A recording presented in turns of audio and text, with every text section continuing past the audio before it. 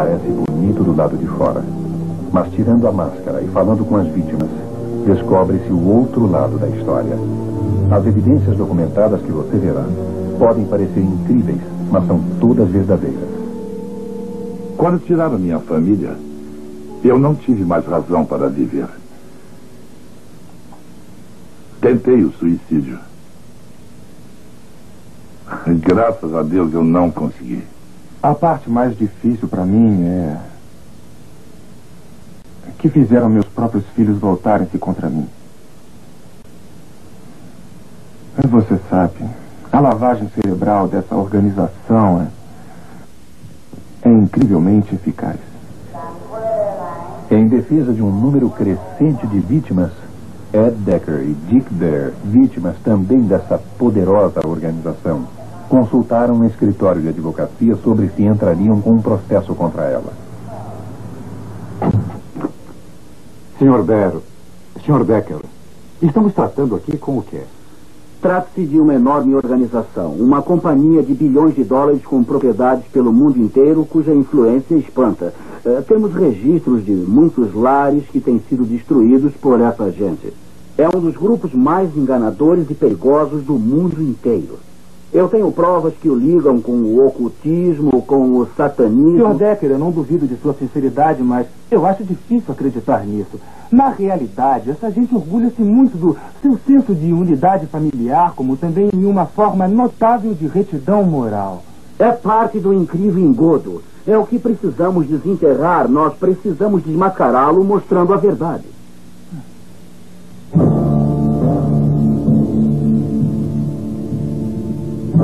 O lado oculto do mormonismo. Uma distribuição Comets. Versão brasileira Herbert Richards.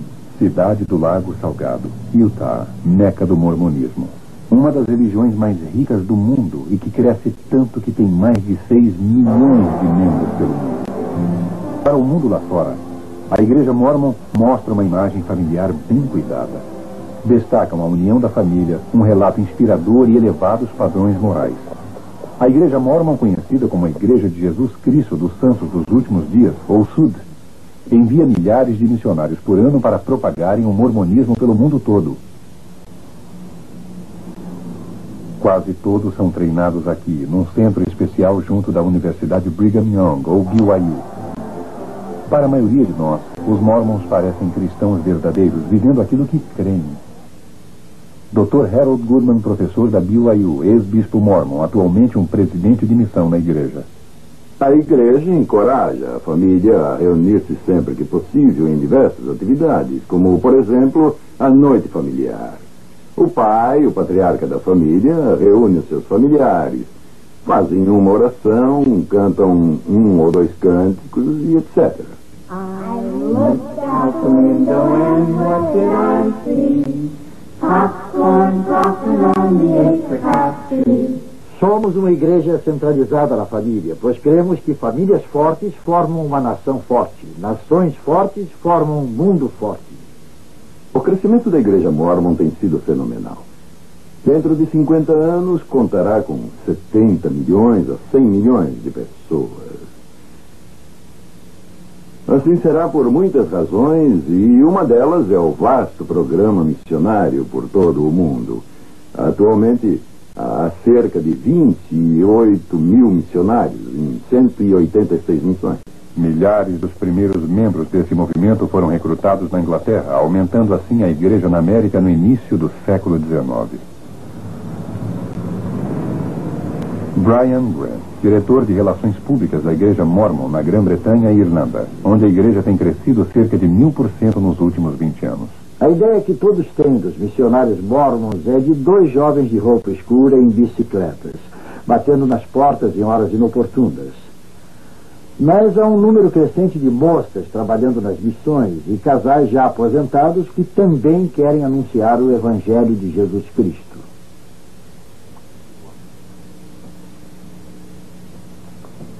Muita gente tem se unido à igreja, creio que é por causa dos princípios do Evangelho, que os faz entender quem são, quem foram e o que poderão vir a ser.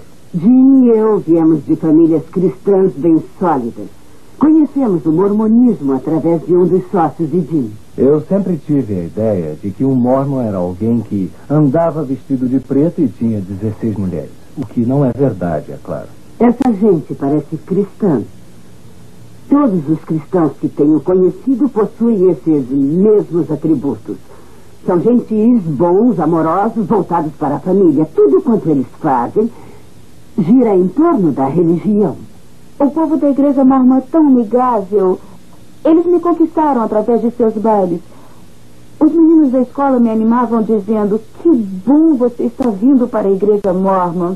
Me fizeram entrar na igreja através de seu programa social, que é fabuloso, com aquela sua atmosfera familiar. Minha família foi destruída, então entrei direto.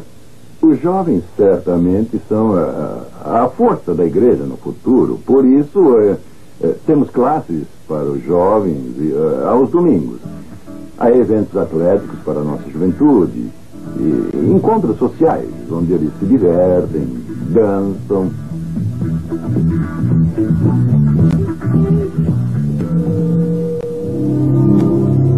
Muitos dos eventos sociais, bem como os cultos regulares, têm lugar nas capelas, que estão sendo construídas em média de 2 por dia ao redor do mundo. Porém, há quase 50 templos mormons que servem a um propósito bem diferente.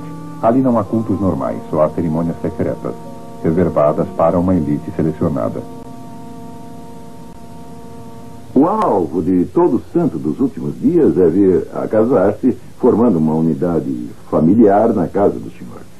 Ali ele receberá as bênçãos sagradas que finalmente lhe permitirão, se ele for digno, de habitar na presença do Pai Celestial.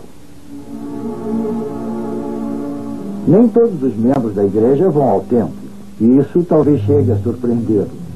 Para poder ser admitido ao templo, é necessário que se receba uma recomendação para o templo. É necessário uma entrevista que seja satisfatória com o bispo e com o presidente da estaca. Ali, ele ou ela é interrogado quanto a certas questões muito pessoais, sobre seu valor, moralidade e se é dizimista integral. Somente assim poderemos estar com nosso Pai Celestial. Sem isso, não poderemos chegar à sua presença. Ao ser admitido no templo e aderindo a várias regras, tais como abster-se de chá e café, doar uma porção substancial do salário à igreja mormon e trabalhando de graça para diversas organizações da igreja, o mormon digno pode tornar-se ele mesmo um deus na vida por vir, governando o seu próprio planeta com um bom número de esposas deusas. Assim você pode ver por que o templo é tão importante para nós, os mormons. Porque quem for digno de entrar no templo, recebendo ali as ordenanças e os convênios e guardá-los, finalmente poderá tornar-se o próprio membro um deus. Antes desse templo recém-construído em Seattle ser fechado para todos, exceto para um grupo seleto de mormons, os visitantes puderam dar uma espiada por dentro do mesmo. Para muitos desses mormons que vieram de milhares de quilômetros de distância e ficaram na chuva por várias horas, essa pode ter sido a única vez em que puderam entrar num templo mormon. Quem é Deus Pai para você?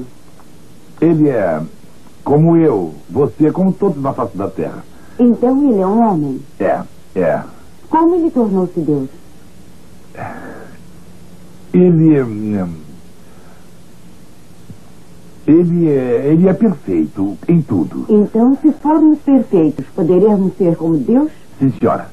Os deuses e as deusas mormons, conforme dizia Joseph Smith, outrora eram apenas humanos, como todos nós.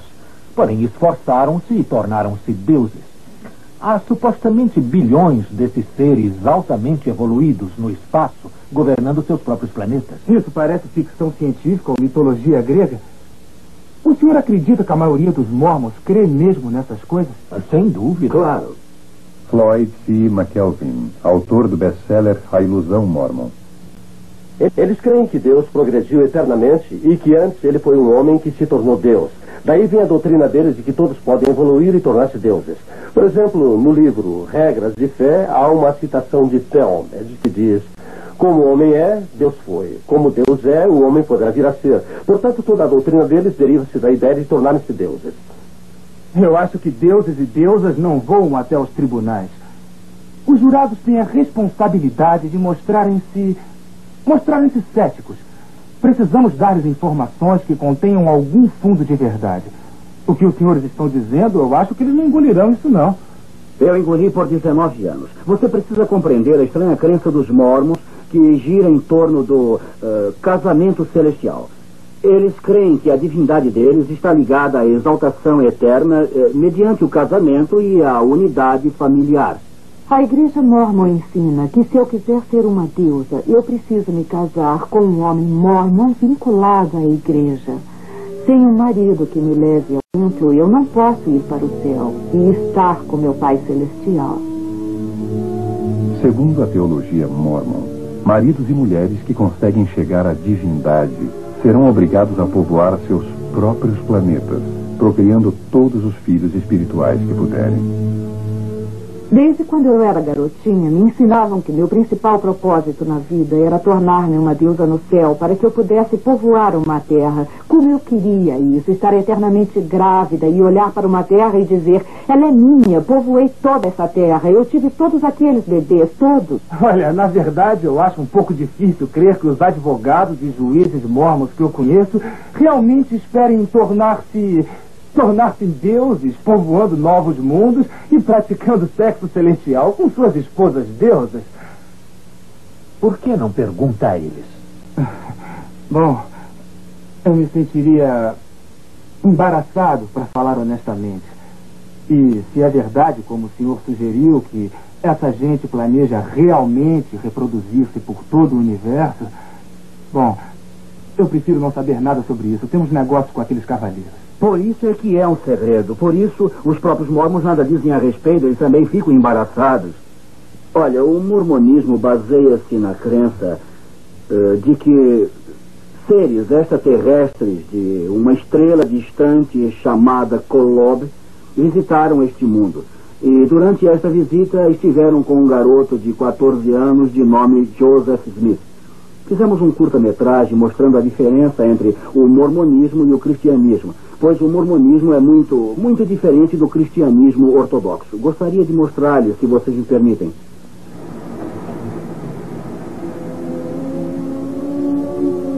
O mormonismo diz que incontáveis planetas espalhados pelo cosmos são governados por muitíssimos deuses, que antes foram seres humanos como nós. Há muito tempo, num desses planetas, um deus não identificado e uma de suas esposas deusas tiveram um filho espiritual chamado Elohim. Depois, esse espírito nasceu de pais humanos, que lhe deram um corpo físico. Obedecendo ao ensino mórmon, morrendo e ressuscitando, ele mostrou-se ser digno e foi elevado à divindade como seu pai. Os mormons creem que Elohim é seu pai celestial e que ele vive com suas muitas esposas deusas num planeta próximo da misteriosa estrela Kolob. Aqui, o deus do mormonismo e suas esposas, mediante interminável sexo celestial, produzem bilhões de filhos espirituais. Para decidir sobre o destino deles, o chefe dos deuses mormons convocou um conselho nos céus. Estavam presentes os dois filhos mais velhos de Elohim, Lúcifer e seu irmão, Jesus. Foi exposto um plano para formar o planeta Terra, onde os filhos espirituais tomariam corpos mortais e distinguiriam entre o bem e o mal. Lúcifer apresentou-se para tornar-se o salvador deste mundo. Querendo a glória para si, planejou forçar todos a se tornarem deuses.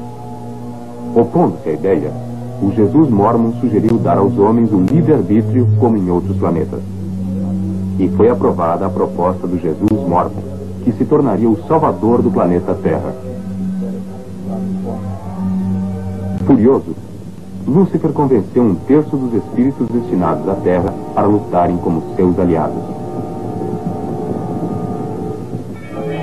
Lúcifer, então, tornou-se o diabo e seus seguidores os demônios. Enviados a este mundo, não teriam corpos de carne e ossos.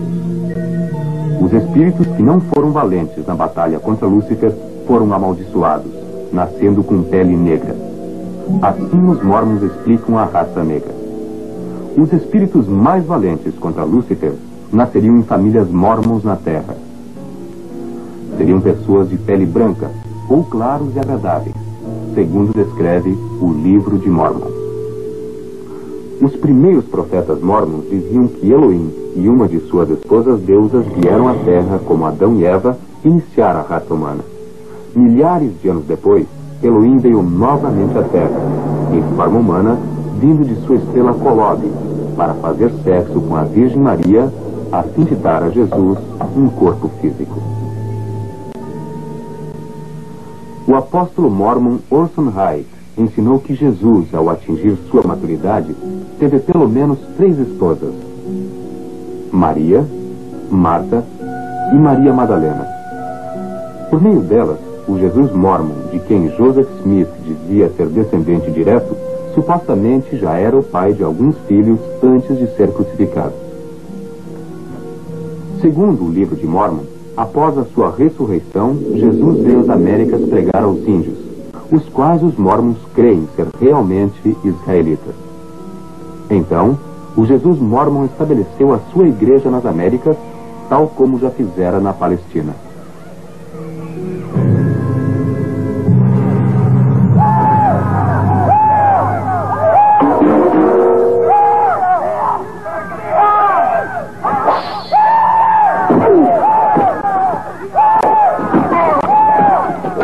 Lá pelo ano de 421 d.C., os índios israelitas, de pele escura, conhecidos como lamanitas, destruíram todos os nefitas claros após grandes batalhas.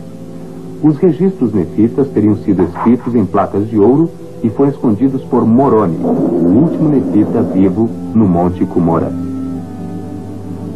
1400 anos depois, um jovem caçador de tesouros, Joseph Smith, conhecido por suas fantasias, afirmou ter descoberto essas placas de ouro perto de sua casa, no estado de Nova York. Hoje ele é honrado pelos mormons como um profeta, pois afirmou haver recebido visões do mundo espiritual, nas quais lhe foi mandado organizar a igreja mormon, pois todos os credos cristãos eram uma abominação. Foi Joseph Smith quem deu origem à maioria dessas doutrinas estranhas que milhões hoje afirmam ser a verdade. Mediante um rígido código de requisitos financeiros e morais, e realizando ritos sagrados no templo por si mesmos e pelos mortos, os mormons esperam poder provar que são dignos, tornando-se assim deuses. Os mormons ensinam que todos terão de apresentar-se no juízo final diante de Joseph Smith, do Jesus mormon e de Elohim.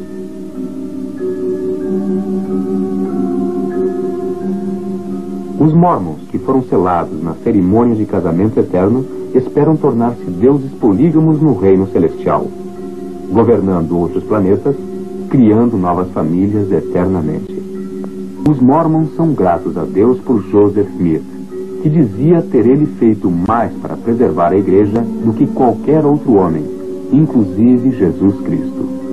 Os mormons creem que ele morreu como um mártir, vertendo seu sangue por nós para sermos deuses também. Deuses vindos de Colob. Parece Von Däniken ou A Guerra nas Estrelas. Eu sei que é estranho, eu sei que, como ser finito, jamais poderei me tornar um Deus infinito. É absurdo. E foi aí que parei de crer nisso, mas minha esposa não queria nem falar a esse respeito. Ela teve que se divorciar de mim para se casar com outro homem que procurasse chegar à divindade. Ou ela não poderia tornar-se uma deusa. A igreja mormon pressiona as pessoas para divorciarem-se dos seus cônjuges se por acaso não atingirem os padrões dessa igreja, e também as pressiona a se casarem com outros que estejam tentando chegar à divindade? A minha motivação deriva-se, pelo menos em parte, da minha experiência pessoal. Eu me lembro do meu bispo me aconselhando a divorciar-me da minha esposa. E eu ouvi os meus 5 filhos que eu criara na igreja mormon serem tirados de mim. E atravessei vários e vários anos procurando uma reconciliação. Eu conheço centenas de famílias cujas histórias parecidas com a minha partiriam o seu coração. Greg e Jolene, divorciados por causa da igreja Mormon e depois casados de novo. Ele foi criado como cristão e eu como Mormon. Tínhamos um ótimo relacionamento, mas tudo sempre voltava ao mormonismo. Eu tinha que convertê-lo de algum modo. Após 2 anos e meio de muito tentar, eu desisti e fui aconselhada a divorciar-me dele. Os líderes da igreja entenderam que meu marido nunca aceitaria os padrões da igreja ou a palavra de sabedoria e nem queria estar ativo no sacerdócio. Assim, julgaram que o divórcio seria bom e aceitável para mim e encorajaram o divórcio. Na segunda visita ao conselheiro, ele repassou o que lhe havíamos dito e ele comentou: algumas pessoas jamais deveriam casar. Eu jamais pensei que um bispo iria aconselhar o divórcio. Ao invés disso, ele deve procurar meios para reconciliar os casais. Mas no meu caso, minha esposa foi aconselhada pelo bispo que seria melhor ela divorciar-se de mim. Haverá situações que, por motivo de incompatibilidade de um tipo ou de outro, o divórcio pode tornar-se inevitável. Mas, visto acreditarmos firmemente na unidade familiar e também na santidade da família, isso só se dá em casos extremos. E ninguém apela para isso por motivo de mera conveniência. Eu fui ao meu bispo e ele me aconselhou que era melhor eu viver sem ele e ser uma serva no Tel Mormon do que ficar casada com ele. E essa é a igreja que ensina a unidade familiar. Mas destruíram meu casamento. Senhores, isso não está ajudando o caso. Essa gente tem a liberdade religiosa de crer no que bem quiser. Mas por que teriam a liberdade de separar famílias e de destruir vidas? A pressão sobre a mulher mormon é incrível. Elas devem ser perfeitas. Elas juram total obediência aos seus maridos no templo mormon. Há todo um serviço de psiquiatria cuidando da depressão das mulheres mormons. Eu tenho uma amiga que é enfermeira psiquiátrica e ela me perguntou: por que há tantas mulheres mormons em minha ala? O que? O que é isto? Creio que isso se deve ao fato de ser impossível a uma mulher mormon viver segundo os padrões impostos.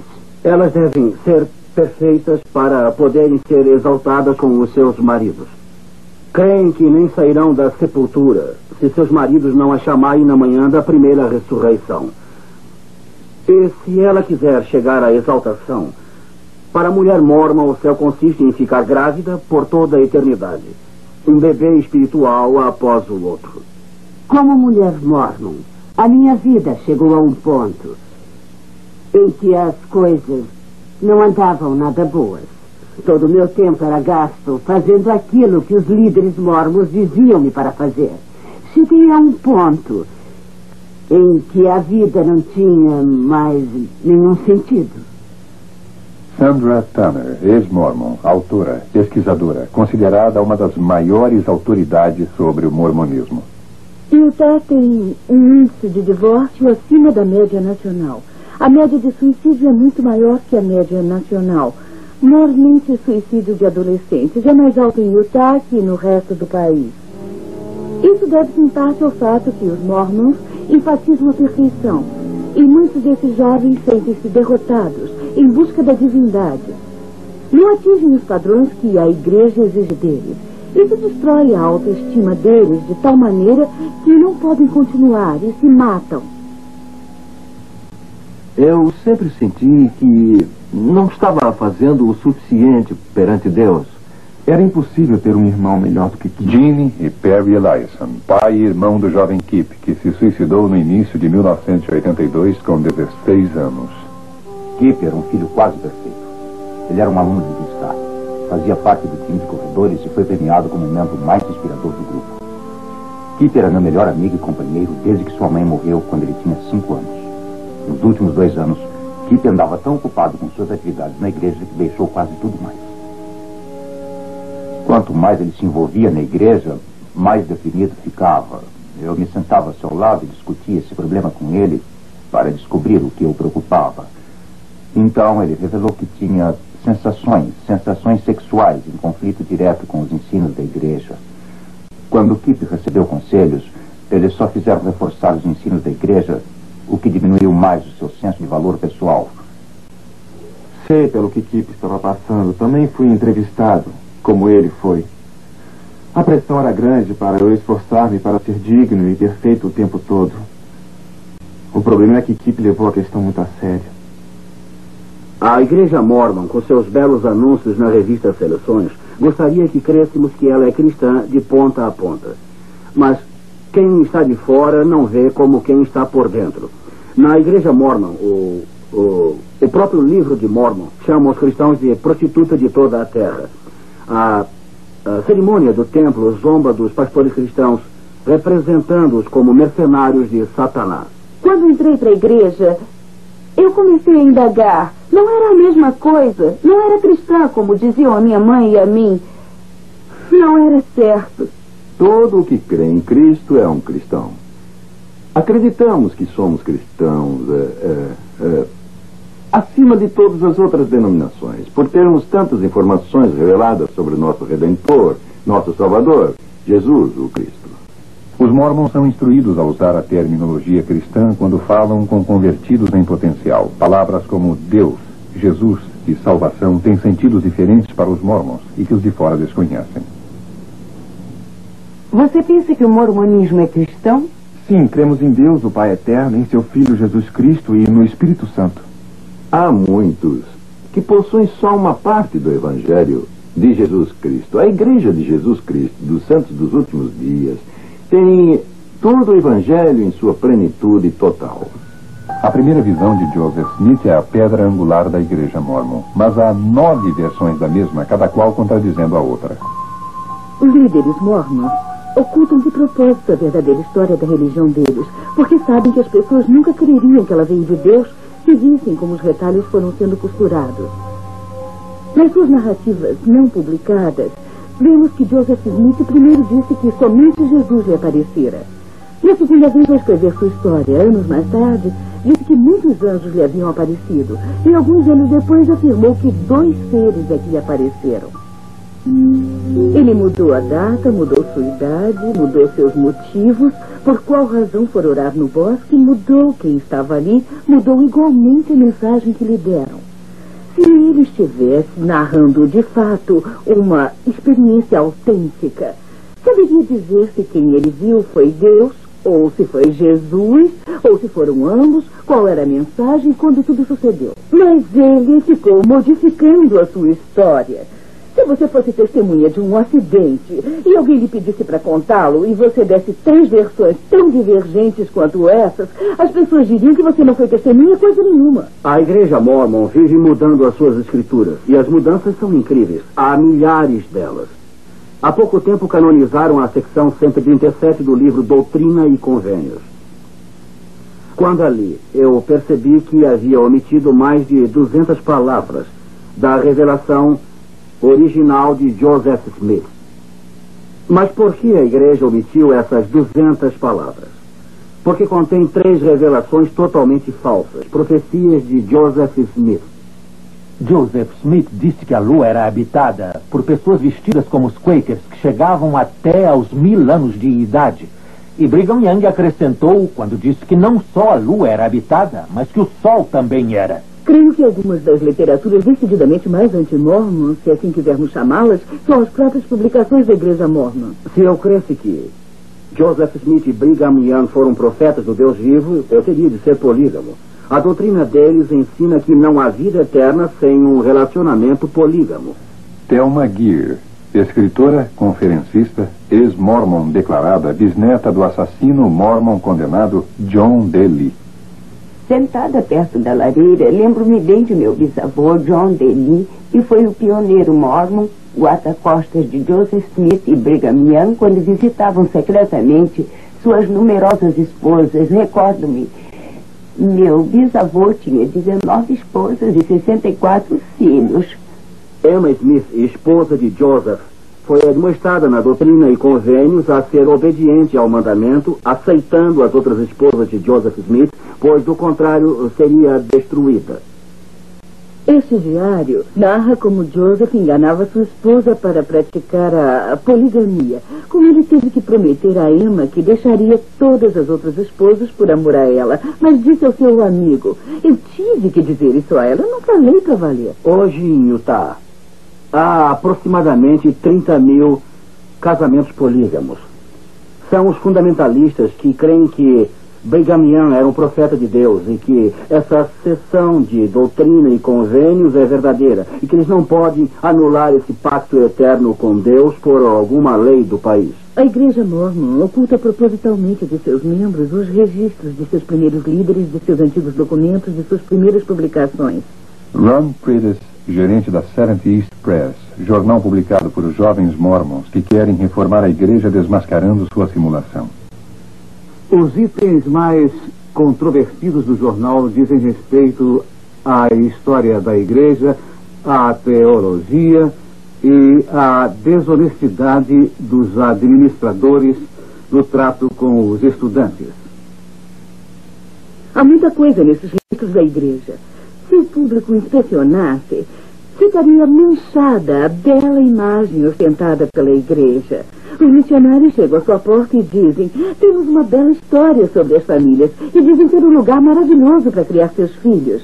Os missionários fazem parte da simulação, mas não sabem disso. Garantiram a eles que tudo está certo, que é tudo 100% verdadeiro. Pensam que os registros são públicos, não sabem que não poderiam ir a Utah para verem pessoalmente os documentos. Na fé cristã, os eruditos examinam os manuscritos antigos, refinando-os, reexaminando os mais antigos para aprimorarem e confirmarem a autenticidade das escrituras sagradas. No mormonismo, porém, dá-se o contrário.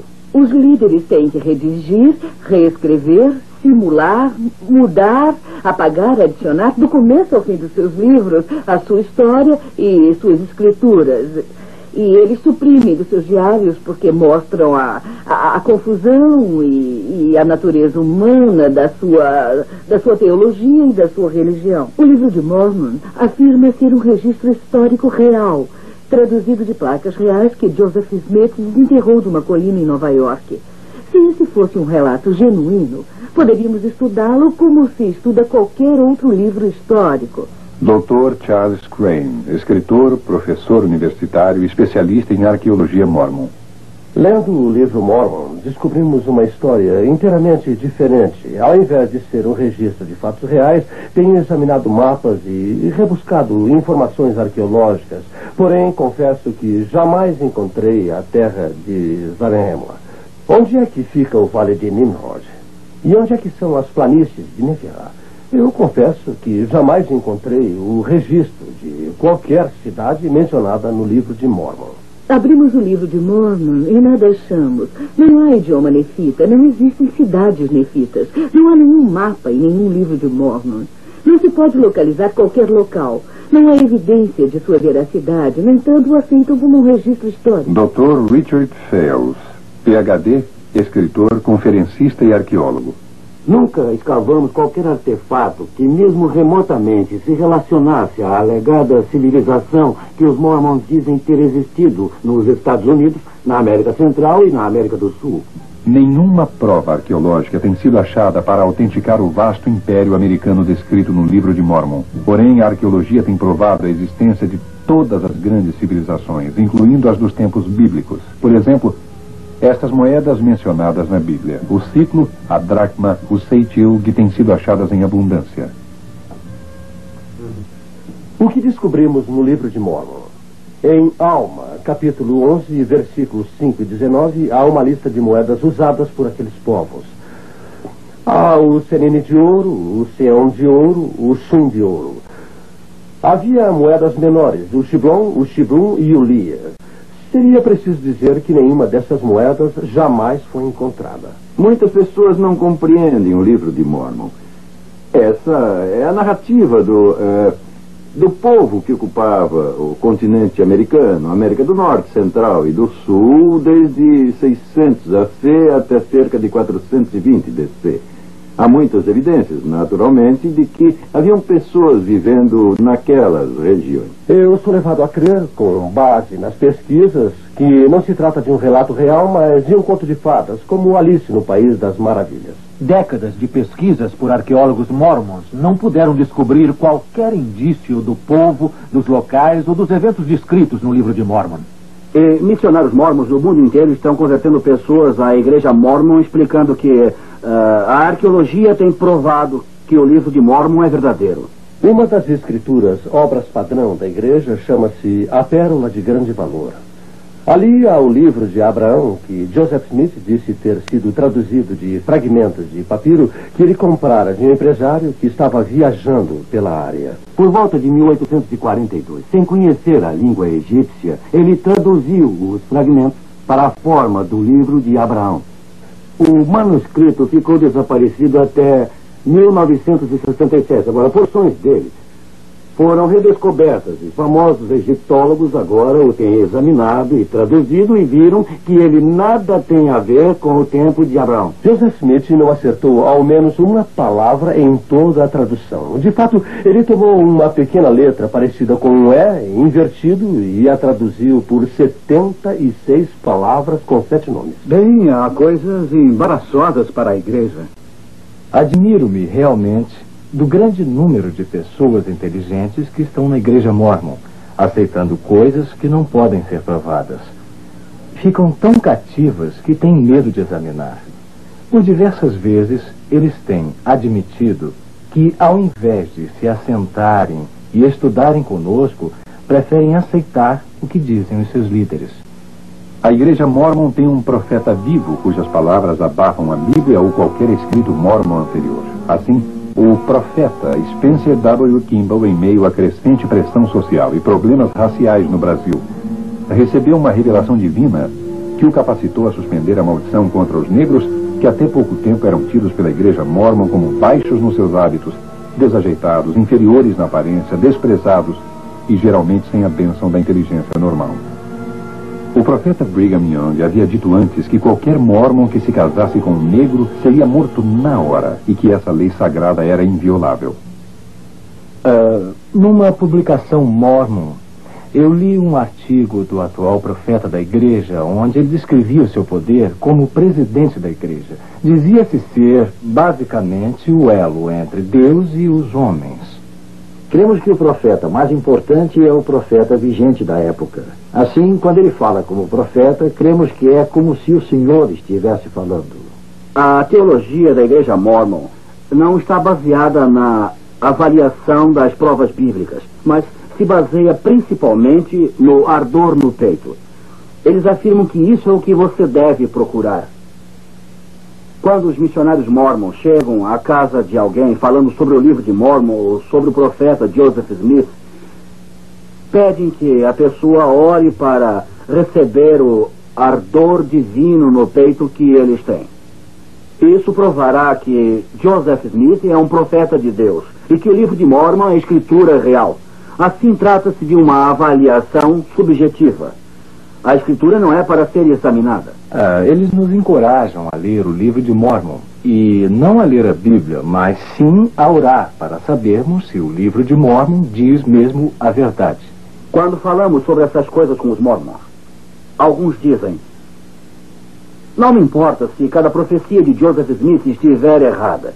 Eu senti o ardor no meu peito e vi que a igreja é verdadeira. Pergunto, você já o submeteu à prova? Dizem, não preciso pô-lo à prova. Tenho ardor no meu peito. Acreditam totalmente em tudo quanto é mormon. O que você verá agora é uma autêntica e inédita reinterpretação das cerimônias secretas do templo mormon, que a maioria dos mormons nunca assistiu. E os que as viram juraram nunca revelar o segredo, sob pena de morte. Na execução da penalidade, levantamos a mão direita espalmada com o dedo polegar em ângulo reto sobre a orelha esquerda, fazendo passar rapidamente pela garganta até a orelha direita e deixando-se cair na mão naturalmente. Todos nós que já passamos pelo templo, juramos solenemente consentir que nossas gargantas fossem cortadas e que nossos corações e órgãos vitais fossem arrancados. A execução da penalidade é representada passando-se o polegar rapidamente pelo corpo e deixando-se cair a mão naturalmente. No casamento celestial, no templo, os cônjuges são selados um ao outro para o tempo e a eternidade em rituais tipo maçônico. Sem o ritual, ninguém chegará à presença de Joseph Smith para tornar-se um deus.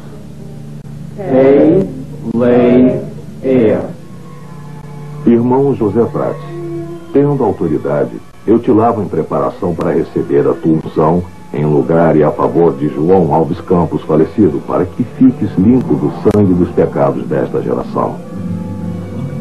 Irmã Neuza Brandão, eu te lavo em preparação para receber a tua unção em lugar de... Elisa Barreto. Elisa Barreto, falecida, para que fiques limpa do sangue dos pecados desta geração. Eu lavo a tua cabeça para que teu cérebro e tua mente fiquem claros e ativos. Teus olhos para que eles vejam claramente entre a verdade e o erro. Milhares de cerimônias ocultistas são realizadas a cada dia pelos mortos para que também recebam os benefícios do mormonismo. Os mormons têm sido encorajados a ter encontros com os mortos. E vez por outra os demônios personificam mortos e aparecem aos mormons dizendo que se converteram ao mormonismo no mundo espiritual e querem que sua genealogia seja pesquisada. Teus lombos para que sejas frutífera e te multipliques e enchas a terra, alegando-te em tua posteridade. Teus órgãos vitais e intestinos para que sejam fortes e saudáveis e possam cumprir suas funções. Teu peito para que receba puros e virtuosos princípios. Nosso profeta vivo disse-nos que a igreja tem 3 propósitos. Um é proclamar o evangelho de que temos falado. O outro propósito é aperfeiçoar a vida dos santos. E o terceiro é redimir os mortos. Consequentemente, ocupamos-nos na pesquisa de nomes e lugares de nascimento de nossos familiares, bem como de todas as pessoas possíveis. Uma grande característica que distingue a Igreja Mórmon de todas as grandes religiões é seu fanático programa de evangelizar os mortos.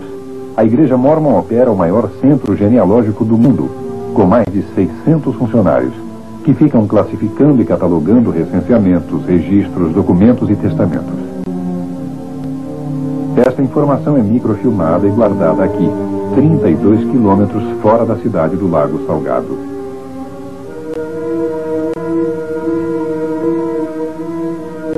Eu faço a pesquisa, levo seus nomes ao templo e os batizo, e então selo-os na casa do senhor como unidades familiares. Quando um mormon qualquer entra no templo para receber seus endowments, recebe um par dessa sagrada roupa de baixo. E então é instruído a usá-lo o tempo todo. Supostamente essa roupa é mágica, é uma peça super poderosa e que resguarda a pessoa do mal se ela está vivendo o evangelho mormon. Mas, para falar francamente, talvez seja a peça menos atrativa e, afirmo, a mais desumanizadora do mundo. Não há estatísticas que mostrem que esses garments do templo resguardaram alguém de qualquer coisa.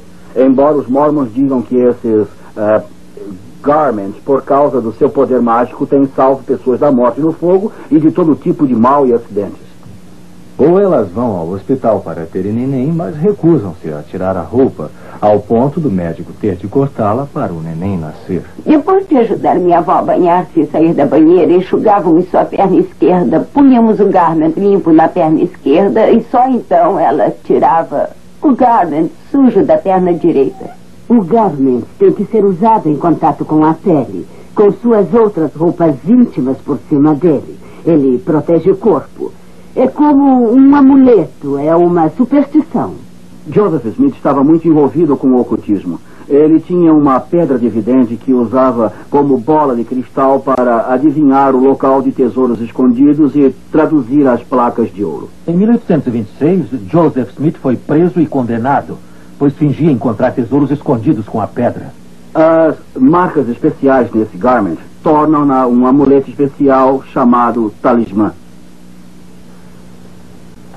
Na Bíblia satânica de Anton LaVey, sob a divisão chamada Nomes Infernais, eu quero mostrar-lhe algo. Aqui está o Deus Mormo, rei dos necrófilos, Deus dos mortos-vivos. Os que o seguem são chamados Mormons. Nós não podemos chegar assim a tal conclusão. Poderia ser mera coincidência. Os mormons são obcecados por genealogias, cerimônias e ritos templários pelos mortos que creem poderem visitar os vivos e que podem converter ao mormonismo até no túmulo. Em chinês, mormon significa portas do inferno. Por isso os missionários têm problemas em Hong Kong, por exemplo. Evitam o termo mormon ao tentarem converter os chineses. John L. Smith, escritor e pesquisador do poderio da Igreja Mórmon. A Igreja Mórmon é a segunda maior instituição financeira a oeste do rio Mississippi. A Igreja Mórmon exerce poder econômico com maior eficiência que qualquer outra religião organizada no mundo. Tem a companhia de seguros Beneficial Life com 470 milhões de dólares. O Deseret Management and Trust Corporation, hospitais, escolas, apartamentos e fazendas. É grande acionista do Los Angeles Times. Possui emissoras de televisão e rádio e a cadeia de lojas de departamentos ZCMI. Tem vastas terras em todos os 50 estados americanos, no Canadá, na Europa e em cada continente. 2/3 de suas propriedades são isentos de impostos. Bilhões de dólares são extraídos dos membros da igreja a cada ano com seu programa de dízimos obrigatórios. É difícil dizer o que a Igreja Mórmon realmente possui. Alguém disse que o próprio profeta Mórmon poderia não saber, porque podem ter comprado algo ontem ou vendido algo hoje.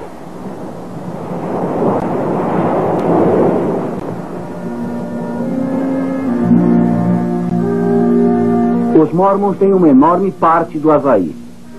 São uma das principais instituições financeiras da região.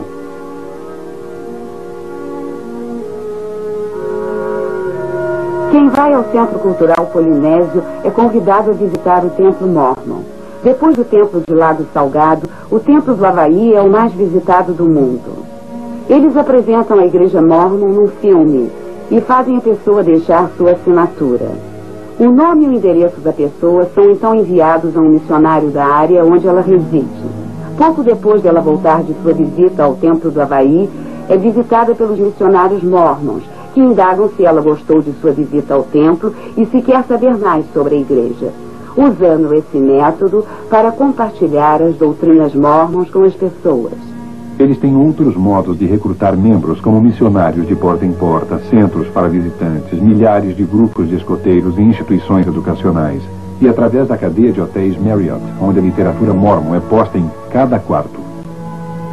Apesar de toda a conversa de construção de uma sociedade ideal, o estado de Utah, que é 70% mormon, encabeça a nação em número de falências e fraudes, e também é um líder em número de divórcios, suicídios, abuso de crianças, gravidez de adolescentes, doenças venéreas e bigamia.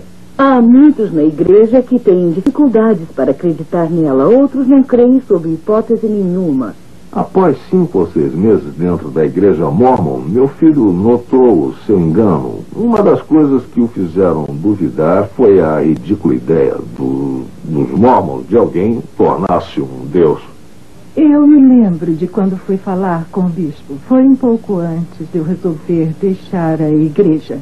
E então perguntei a ele: bispo, onde está o amor nessa igreja? E com lágrimas escorrendo pelo meu rosto, eu lhe disse: não me sinto amada. Nós ouvimos toda essa conversa sobre o amor e de como estamos cuidando de todos e da noite familiar. Mas onde está o amor? Por que não me sinto querida? E ele ficou sentado, olhando para mim como se não tivesse qualquer sentimento. O mormonismo menospreza a Bíblia, menospreza todas as outras igrejas, para que os mormons que perderem a fé no mormonismo pensem que nada existe nelas que tenha valor. Eu acreditava que se a igreja mórmon não era verdadeira, não havia igreja verdadeira. Eu tinha um daqueles testemunhos ardentes da igreja mórmon. Quando eu estava crescendo, durante a infância, minhas irmãs, meu irmão e eu éramos muito amigos. Nós éramos grandes companheiros. Desde que saí da igreja mórmon, minhas irmãs cortaram completamente sua amizade comigo. Uma das regras da igreja mórmon é que se alguém quiser entrar no templo, não pode associar-se a membros apóstatas, e é assim que me chamam. Depois que deixei a igreja, as coisas mudaram. Meus amigos não falavam mais comigo. E embora eu tivesse deixado voluntariamente a igreja, ao perceber que ela é falsa, eu fui excomungada da igreja mórmon. E excomunhão é um termo pejorativo. Com raras exceções, Quase todos os nossos amigos mormons romperam amizade conosco. Fui posta de lado. O namorado que eu tive durante todo o ano que estudei na BYU rompeu o namoro. Ele estava se preparando para a missão. Não queria falar comigo. Disse-me de chofre: você não irá comigo ao templo, e pronto. Meus colegas tiveram ordens de não falar comigo. Nossos 2 filhos, na época, estudavam na universidade e trouxeram alguns jovens mormons para conversarem comigo. Eles me contaram que alguém no Instituto Mormon havia dito que fomos excomungados por motivo de adultério. E essa é a maior mentira que já existiu. Emilda, é muito difícil alguém deixar a igreja. Isto é, publicamente. Em primeiro lugar, a ameaça ao seu emprego. Talvez seu patrão seja mormon. E isso pode ameaçar seriamente seu lugar na firma. Eu sei de muita gente que trabalha para a própria igreja, temendo perder a sua posição. Outras pessoas temem o divórcio. Conheço pessoas em altas posições na igreja que não acreditam no mormonismo. Fui com um bispo mormon que me disse que de modo algum crê no mormonismo. Faz pouco tempo, o marido de uma família mormon começou a fazer indagações. Chamou ao telefone uma noite e disse: eu sei que o que você está dizendo é verdade, não há dúvidas em minha mente. E não posso achar falhas em suas razões. E acrescentou: eu tenho um medo danado de perder minha esposa, os filhos e meu negócio, porque se eu falar sobre o que descobri, eu perderei tudo. O motivo de muitos é que o mormonismo é um bom lugar para se criar a família. É a estrada fácil. Se você está lá e já faz parte da coisa, por que provocar barulho? O maior perigo e que me levou para dentro é que pensei que fosse uma igreja cristã. Mas não era uma igreja cristã. Era uma seita. Ao invés de ler uma das obras padrão da igreja, eu li a Bíblia. Eu comecei a ler e resolvi que a leria de capa a capa. No 3º capítulo de Gênesis, eu consegui entender como Eva foi convencida por Satanás para comer do fruto, para tornar-se como Deus. E no capítulo 14 de Isaías, Lúcifer foi expulso do céu porque queria ser igual ou maior que Deus. Comecei a estudar a Bíblia, tomei conhecimento do Jesus verdadeiro, do Deus verdadeiro, e comecei a entender que o Deus do mormonismo não é o Deus da Bíblia. Obedecíamos a palavra de sabedoria, íamos às reuniões, pagávamos o dízimo, fazíamos a noite familiar, fazíamos tudo o que se esperava que fizéssemos. E quando tornei-me cristã, notei que eu não era a pessoa boa que tinha pensado ser, pois Deus revelara o nosso orgulho interior, nossos problemas interiores, as coisas que não vimos antes por estarmos ocupados com coisas externas. Estávamos tão satisfeitos com essas coisas que pensávamos que todo o resto ia bem. Sentia-me solitária como criança na igreja, solitária como pessoa casada na igreja, solitária como solteira na igreja. Mas quando conhecia Jesus, sabia que havia alguém que ficaria comigo o tempo todo. Lembrei-me que devia pedir que Jesus viesse ao meu coração. Ouvi minhas amigas crentes dizerem isso. Dobrei os joelhos um dia quando estava sozinho e pedi para Jesus entrar no meu coração. Eu não sabia o que estava fazendo, mas quando me levantei, havia nascido de novo. Eu descobri que Jesus é o caminho, a verdade e a vida, e não uma organização. A vida toda eu procurei algo na igreja mormon, mas eu não podia definir o que estava buscando.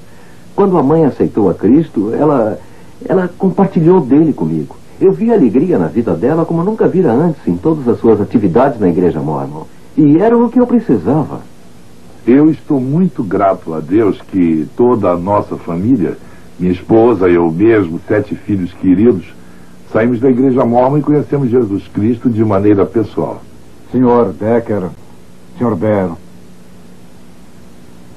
acho que não poderemos aceitar seu caso. Mas há fraudes, decepções deliberadas, famílias e vidas sendo destruídas.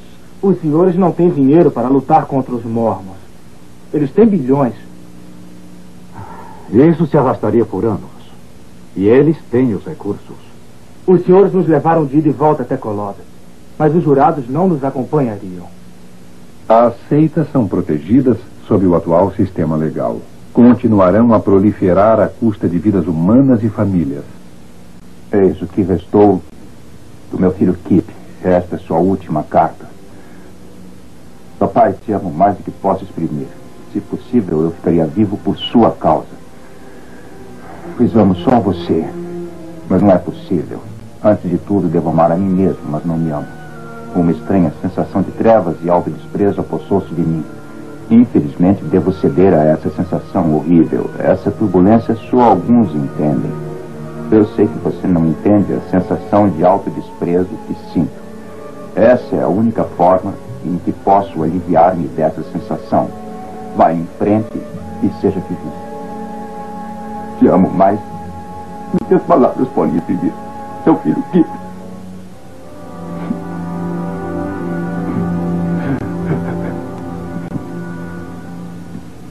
Se deixasse hoje, o que sentiria mais? Deixasse o quê? A igreja. A igreja? Deixasse a igreja? Eu prefiro morrer. Olá, boa tarde, senhora. Gostaríamos de falar sobre a Igreja de Jesus Cristo dos Santos dos Últimos Dias.